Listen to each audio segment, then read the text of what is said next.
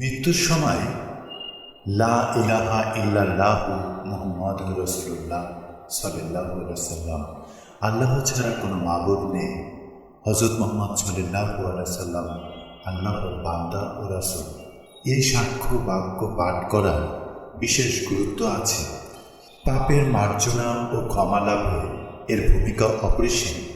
কেননা মৃত্যুর সময় এই কালেমা তারই ভাগ্যে জোটে যে তাতে বিশ্বাস করে এবং তার মর্ম অনুধাবন করে।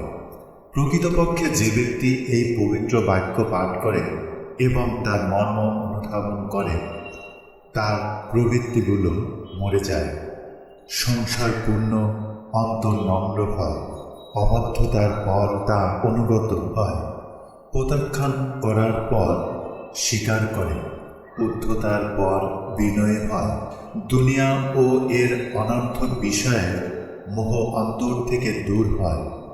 কালেমায় বিশ্বাসীরা মহাবিশ্বের স্রষ্টা প্রতিপালকের সামনে সিজদাবনত হয়, তাকে সাক্ষী রেখে সত্যকে জীবনে ধারণ করে। বিনিময়ে তারা আল্লাহর দয়া, ক্ষমা ও অনুগ্রহ কামনা করে। সে শিরক ও বাতিলের সঙ্গে সব ধরনের সম্পর্ক ছিন্ন করে।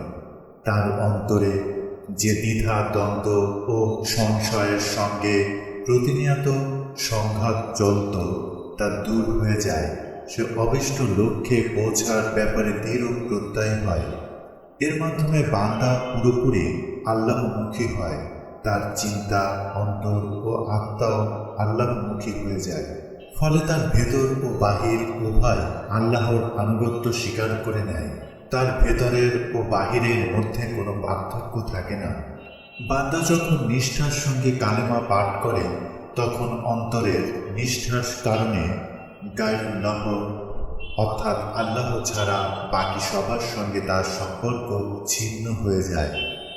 ফলে সে গায়রুল্লাহর প্রতি ভ্রুক্ষেপ করে না।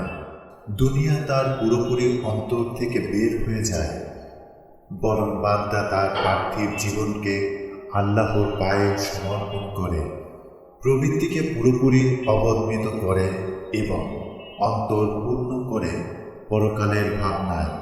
ফলে পরকালে হয় তার লক্ষ্য এবং দুনিয়াকে পেছনে ফেলে আখিরাত পানে সে এগিয়ে যায়। তার পুরো জীবনের নির্যাস হয়ে কালেমা উচ্চারিত হয় তার মুখে। এই পবিত্র কালেমা তাকে পাপমুক্ত করে এবং তার প্রভুর সম্মুখে আনন্দময় অবস্থায় উপস্থিত করে। এটা সে লাভ করে কেননা সে সত্য সাক্ষ্য নিয়ে আল্লাহর দরবারে উপস্থিত হয়েছে। তার ভেতরটা বাহিরের, প্রকাশ্যটা অপ্রকাশ্যের অনুকূল। যদি সুস্থতার দিনগুলোতে এমন নিষ্ঠাপূর্ণ সাক্ষ্য মানুষের জীবনে পাওয়া যায়, সে দুনিয়া ও ঘর সংসারের মোহ ত্যাগ করে মানুষকে ছেড়ে আল্লাহর দিকে ধাবিত হয় এবং তাকে সব কিছুই বিপরীতে ভালোবাসে। তবে মৃত্যুর সময় ব্যক্তির কালেমা নসিব হয়। কিন্তু বহু মানুষ এই কালেমা কেবল মুখে উচ্চারণ করে, অথচ তাদের অন্তর কুপ্রবৃত্তি, পৃথিবী ও তার উপকরণের ভালোবাসায় পূর্ণ। তার মন ভরপুর থাকে গায়রুল্লাহ ও তার অর্জনের আকাঙ্ক্ষা। তার দায়িত্ব হল দুনিয়ার মোহ ত্যাগ করা। যেভাবে মৃত্যুর সময় সে সব ছেড়ে যায়, তবেই সে পশুর জীবন থেকে মুক্তি পাবে, মুক্তির পথে চলতে পারবে।